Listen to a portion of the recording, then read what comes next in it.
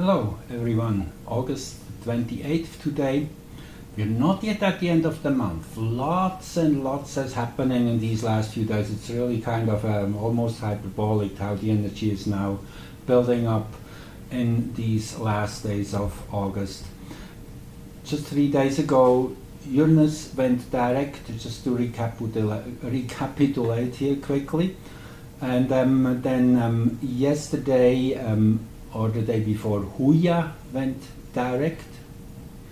More about that in a minute. And then we have the Virgo new moon, and then the Sun aligns with AW197. That's today actually, and this is super important. I will make a special video about that one, that AW197. 800 kilometers, minor planet in the outer Kuiper belt, 325 years orbit, non-resonant with any other of the inner planets. So it's about the art of stratagem, of stealth, and seeing the opening and going for it, understanding the complexity of the situation and acting in the most intelligent way possible. That's kind of the bottom line, and this in itself is a super powerful chart. That's why I really want to make a special on this AW197. Just look at this in a nutshell. This is the waking up of the warrior spirit. The warrior is super important energy right now. It's the archetype we need to awaken in each and everyone on this planet. In this context, I was rereading Carlos Castañeda, and this is actually, let's just start with that. That is a short quote from that book, The Wheel of Time. Here I have it for those of you who are familiar with Carlos Castañeda. This is his final book, published in the year he passed away, where he was picking through his 8 prior written books and picking the jewels out. So for an average man, the world is weird, because if he's not bored with it, he's at odds with it. That's the two main ways of being in the world. For a warrior, however, the world is weird because it is stupendous, awesome, mysterious, unfathomable. That's a different way to look at it. A warrior must assume responsibility for being here, in this marvelous world, in this marvelous time. Yeah, it's all about attitude. If you have the right attitude, you will prosper in the worst of conditions, because you will accept them as gifts and you will transmute and transform them and turn everything around. That is the energy of AW197. Now yesterday, just ahead of the new moon, we had a whole series of solar flares. It was actually really amazing to see.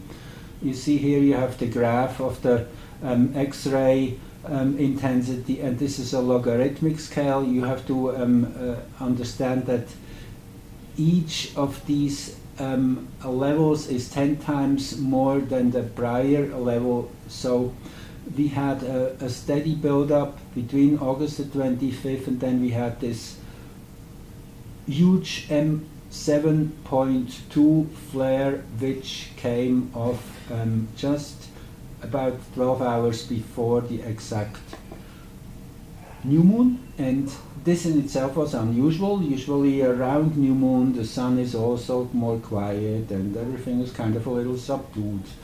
It's a new beginning, a new seed is planted. Not so in these last few days. And what kind of explains it is the exact square Mars makes at present to the Sun here. Sun Mars, this is male energy unleashed, very certainly so. This is one of the key structures of the whole new moon. We are now building the energy up toward full moon on the, what would that be, around the 11th or so, I would say. And so it is really now, lots is going on. So I just wanted to point out this was the moment of that biggest flares maximum. It's the peak of that X-ray ionization of Earth's upper atmosphere, which is really the energetic pulse which is beamed at from the sun at us, kind of charging up the whole upper atmosphere all at once. That's what these flares really are. And then the repercussions like auroras and solar wind coming in, that's kind of the aftermath. But the real energetic impulse is that moment when the X-ray spike is visible, when it arrives on Earth. With Uranus and the North Node here again, I mean, again in the 17th, 18th degree of fixed signs. I was pointing this out in many charts. We had that 17, 18 degree also in the Leo Aquarius axis. Just to mention one chart, particularly the moment when Earth was farthest away from the Sun on July the 4th. We had exactly that axis in the rising in Greenwich. So this is a key degree. Whenever it is activated, this is showing, okay, more fuel is thrown on the fire here.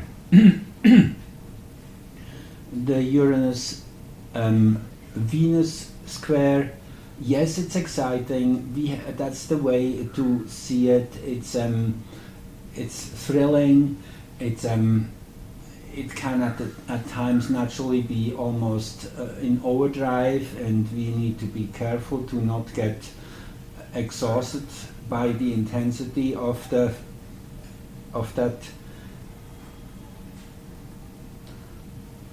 frequency, I would say. But again, it was short before new moon. The moon was actually between Venus and the Sun. So generally a very, very lovely energy together with Ceres here. Ceres is squaring the nodal axis, and so is Hygeia is at the south node here. So Hygeia, whatever you call it, the asteroid of health, well-being at the ascendant. Yes, I cover that particular pair of planets in my other video. Go back to it, please, if you haven't seen it yet. It's a whole new aspect of what is going on, a whole new perspective. But this kind of being the signature of that event, getting the energies up to the point the new moon could be manifesting in, and then this was the new moon. Let me just go back to it here. It is. Okay. So what stands out here? Jupiter, Salacia, at the 7th house cusp. This is expansive, this is meeting other people, this is having fun, this is interactive, and with Maki Maki rising. Maki Maki is the daredevil, having the courage to cross through shark-infested waters to basically get access to that connection to the other world. And that is the reward. The young warrior, according to this ritual on Easter Island, in honor of the god Maki Maki, this young man who would swim through these shark-infested waters to this small island where the birds would nest and bring back the first egg in spring without being broken. This young man was then chosen to be the shaman for the whole tribe for 1 year. So there was a really high honor in that, and so that's what Maki Maki represents. It is the courage to do something impossible in pursuit of having access to higher powers. So it's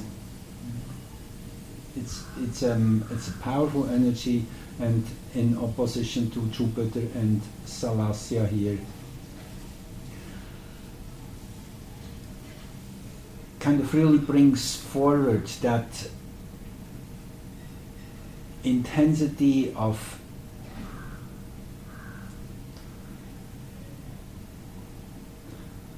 knowing this is the way to go, regardless if it's difficult or challenging, it's worth it. There's great reward at the end of that task, so to say. So, first of all, it's the new moon in Virgo. Virgo, the sign of understanding the details. Rudyard named this first phase of Virgo characterization. You label everything, you understand what is truly going on, and then after that comes the phase of education, of passing it on, of teaching what we have learned. But the first phase which we are in now, which is the actional phase of putting a name tag on everyone. That's kind of, in a short sentence, you could say it that way. So the black moon, very prominent. I mean, yeah, who would be surprised? We all knew that was coming. We are in the middle of it, of that emotional unveiling of layers of deep suffering and anguish and anxiety, grief, rage, anger, all these powerful emotions, and yes, they're exactly in the linked into the nodal axis here. You see by a sextile, then in a square to Chiron, and in a 30-degree aspect to Ceres. Also, Ceres is T-squaring Vijaya, the north node, and the south node here. So there's quite a structure here in these 15th degrees. That's what I'm telling you here. And you could see it as centering around the nodal axis. And so the nodal axis making that T-square here. And here we have the square of the black moon with Chiron. So if I would boil that down to one sentence, it is the realization of the true depth of suffering and of what has been perpetrated. I mean, it's still growing. Many people have not really fully realized it, but it's definitely a big take from where we were. It moves extremely fast right now, that big realization. The Saturn Venus opposition here, very much in the same tone. It is a sobering realization of what has gone wrong, what is going wrong, and again, the amplification is necessary to reach each and everyone who is real. We don't worry about the synthetic ones, according if you take it that way, and you don't have to. It's just one way of seeing it, that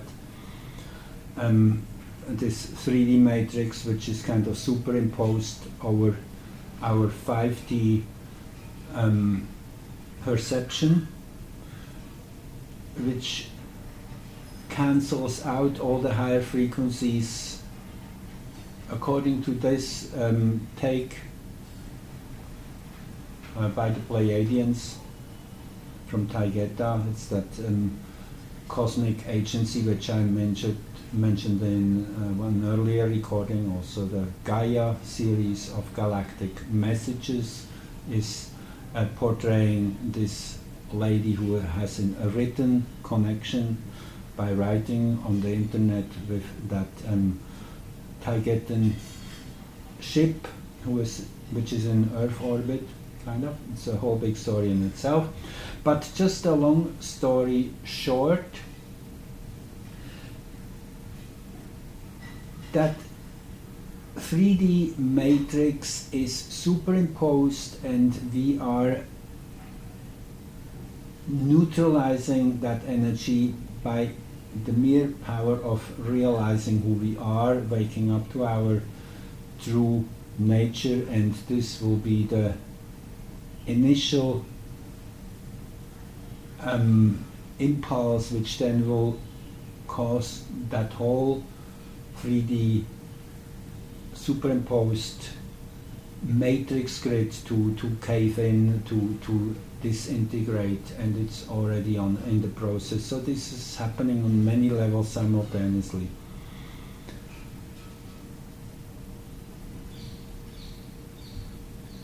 So I mentioned Mars being super important here in an exact T-square by mere 3 minutes of arc.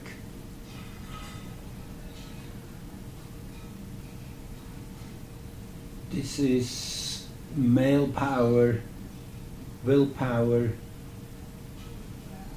and Mars in Mercury's sign. This is the power of our voice, of phrasing it out, of saying it out loud, of not being stopped in the middle of it, but following through. Mars can be quite determined in this Gemini energy, to the point of really using the sword and cutting through hindrances. Okay, so yeah, this is the one which I want to expand on in another video, and then go into the discovery chart and give you a little more. This is really delicious stuff. The Sun in the exact alignment with AW197. I saved this for my next one, and so this is today exact, and okay. Pallas opposing the galactic center. Pallas, you remember I've talked about Pallas a lot, is the patron of art and science. It's the ability to line up facts and organize them in a logical sequence. Research, truth,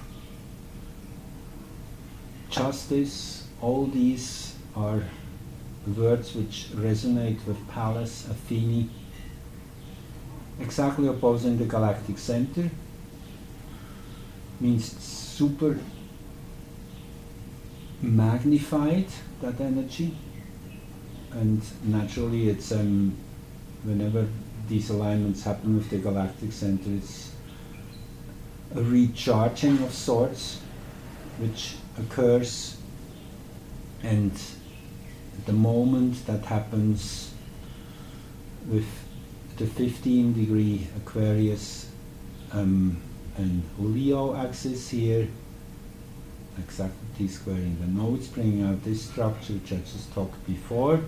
And then just want to go back to one other chart which was just 2 days before the new moon, with the exact same opposition here in the horizon axis, descendant, 15 degrees. That was when Huya turned direct. Here at 15 degrees Sagittarius, Huya is another trans-Neptunian object which is related to catching up with what's gone wrong in the past. It's a healing process, a healing energy of coming to terms and rewriting the story literally.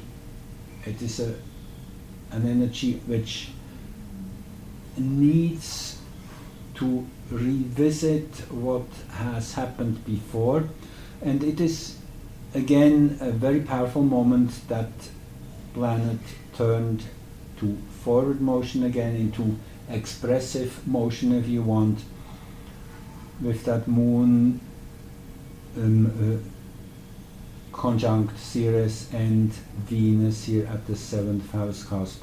It seems it's a lot about sharing your story, being open, honest, and responsive in that sense to receive people where they come from. And yes, in this bigger T-square here with the nodes and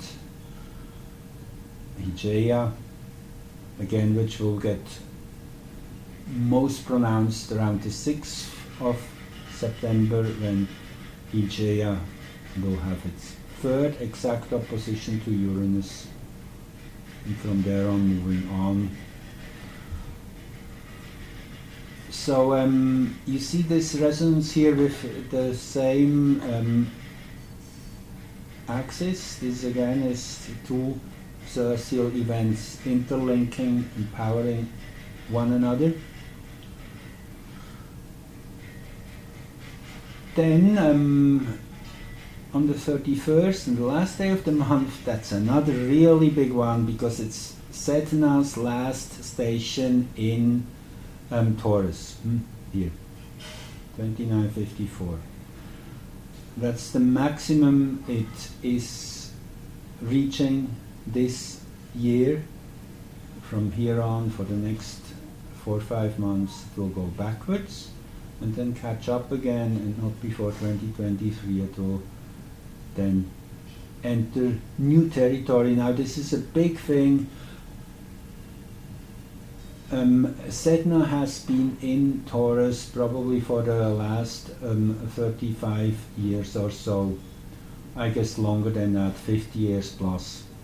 So coming to a conclusion of a 50-year cycle, this is what we really see here. This is the culmination point before retreating once more back and then heading into new territory. So it's kind of a moment of taking account of what has been expressed so far in this big cycle. As you know, Sedna takes 11,000 plus years to circle around the sun. It's a very special one, connected to all kinds of deep experiences. Abuse is one of them, but also aloneness, solitude, also the deep connection of nature, the wordlessness, the pure silence, the deep sea, where everything is mute. It's a very special world. Sedna is coming from alien in many ways. So what does this chart has in store for us? I do like the moon here opposing Aries. This is very interesting. Aries is the one who questions everything in search of a deeper layer of truth, a more true arrangement of reality, with the moon there. So I guess it indicates that this is now a process we're going into of turning around each stone and looking behind. Why has things been developing in a certain way and building up a certain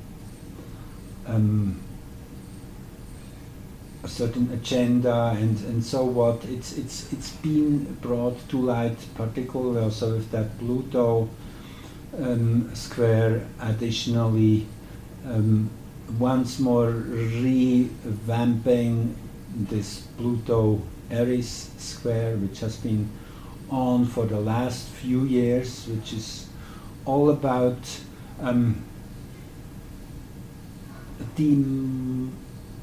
taking Pluto apart, I would almost say, because this is really what it is. Aries is the one who demoted Pluto from its planetary status in 2006, as it was considered slightly larger than Pluto. And they didn't want to just name it as the 10th planet, so they have to go back one step and start a whole new category of so-called minor planets, which Pluto has then been assigned to be the first of. So Aries was really the cause of that, which shows a lot about how this energy works. It has been in the process of drilling holes into all fake power structures, exposing things, bringing it to light. Yes, naturally Neptune is at work too, trying to hide everything, push it under the carpet, and Neptune is an aspect here too with Sedna and the moon, so that this is an ongoing struggle. And you see the Neptune here at the 7th house cusp together with Okirowo. Yes, Neptune still has the upper hand, it seems. Is still able to throw sands into people's eyes, and it gets even some backing from Okirowo still for the next couple, 3-4 months. Okirowo is a centaur and moving quite a bit faster than Neptune, but because of its stationary and retrograde motion crossing Neptune's direct connection 3 times. This is really one of the themes of the second part of 2022, that deception abounds, and it is getting ever more fueled up. Okirowo is the one which enlarges, which amplifies, which fuels.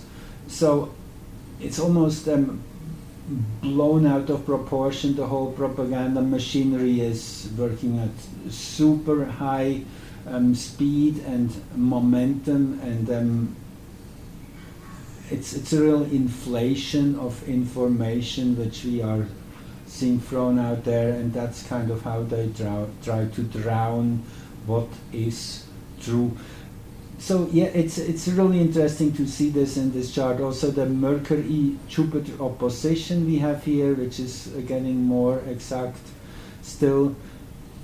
but already quite close, which is that high speed information flow, giving you all kinds of options. Naturally, with Gemini in the middle of the heaven here in the T square to Neptune. So yeah, you see, it's there's many things going on simultaneously. Then on the 1st of September, to start the month, I thought this chart was kind of bringing it into focus very well, when the moon is exactly at the south node here, mid Scorpio, and that is in a perfect trine to the black moon, and in another really quite exact trine with Nessus 1521, and a little less exact Juno and Astrea. So you see there's a grand trine here, which with Setna here rising and Pluto in the midheaven, well, this is again quite a complex picture in itself.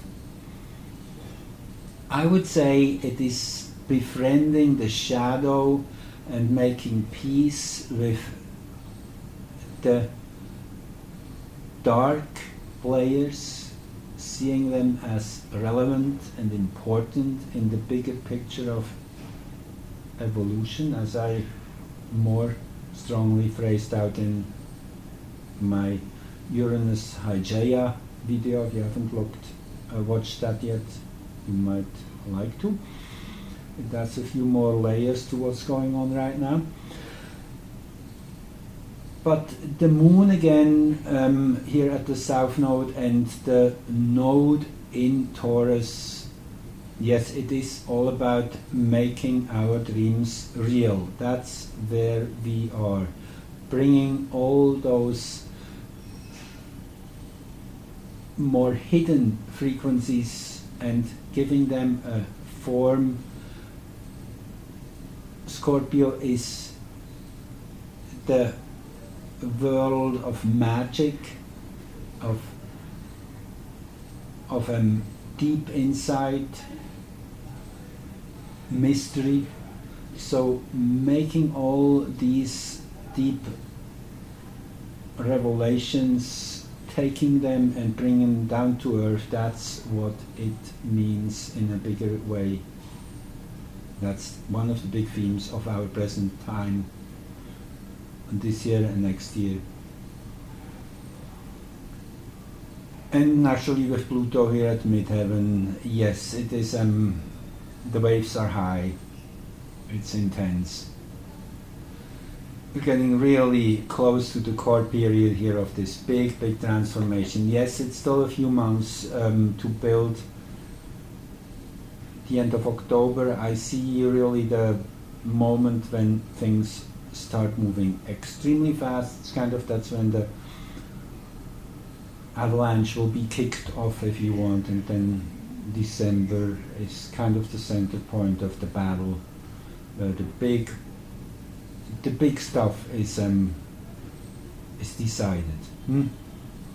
And till March we will have to come to a very clear place of, yes, we, the people, have made it. We have defeated that vampire system. So anyway, I just want to say it's not over yet. We're right getting started into the most intense period. It's super interesting and a story long to be remembered, but right now we're in the middle of it, and it can be quite harsh and painful at times. So just be prepared. That's all I'm telling you. So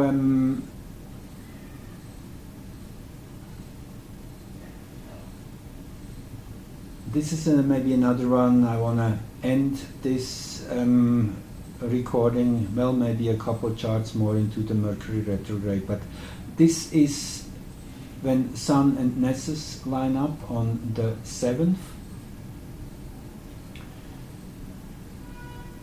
This is here, Sun 15:11 and Nessus 15:11, Earth 15:11. Earth is always opposing the Sun.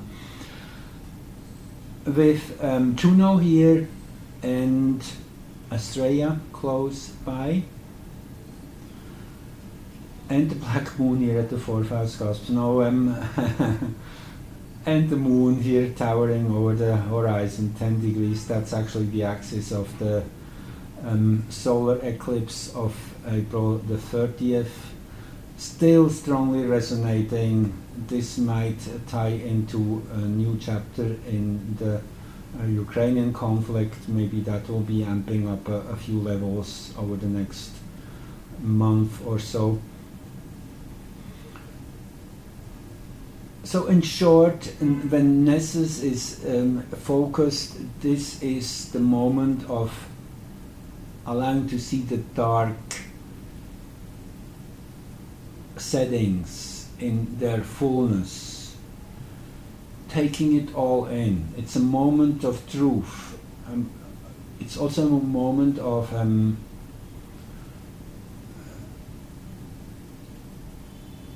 allowing that harshness to give it, to accept that it is a necessary ingredient. I keep repeating myself, but this is really the tenor of this present time. And then with Chiron here at the perfect T-square to the consciousness axis, coming out of the 12th house. Actually, all this is in 12th house globally, which means it's a really very much an internal process we are speaking of here. Everyone in their own way will have to defeat those demons. That's how it goes. It's only collective because we are doing it all at once in synchronicity with one another, which is giving that big magic flavor, which overall we sense, which is kind of giving feedback within the system, helping each individual to stay on track, because we sense, we feel, we see all these other souls around us are pretty much pulling on the same rope. So yes, it will get intense, be ready, but it is super exciting. Then on the 10th, Mercury is turning retrograde, and you can't be surprised anymore. Again, Uranus and the North Node here in midheaven. Mercury retrograde periods are always kind of recapitulation. You go back to what happened before. You go back over the books. You deal with all the piles of paper which have piled up on your desk. Go through them and sort every detail out. That's the meaning of Mercury retrograde. It's not so much to throw disruptions into the system. It's really taking a moment of rest, stopping and recapitulating, dealing with all that which kind of Mercury moves so fast. Mercury moves once around the zodiac in 4 months, at least heliocentrically speaking, in 3 months actually, in 88 days. And the Sun, Earth, Mercury cycle is 4 months. Every 4 months, in that sense, Mercury comes in between Sun and Earth. That is when the retrograde happens. So September 10 will start this big phase of recapitulation, and Mercury there in the 9th degree of Libra. Again, I want to read you what the Sabian symbols say on this degree in particular.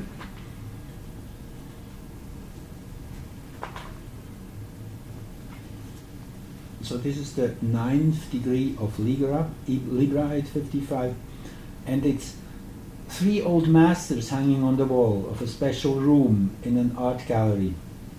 Keynote: the need to return to source during a confused search for new value in a chaotic society. I just like it. It just resonates so much. So we are in a confused state. I guess that's obvious. And we search for new value in a chaotic society. And it's the need to return to source.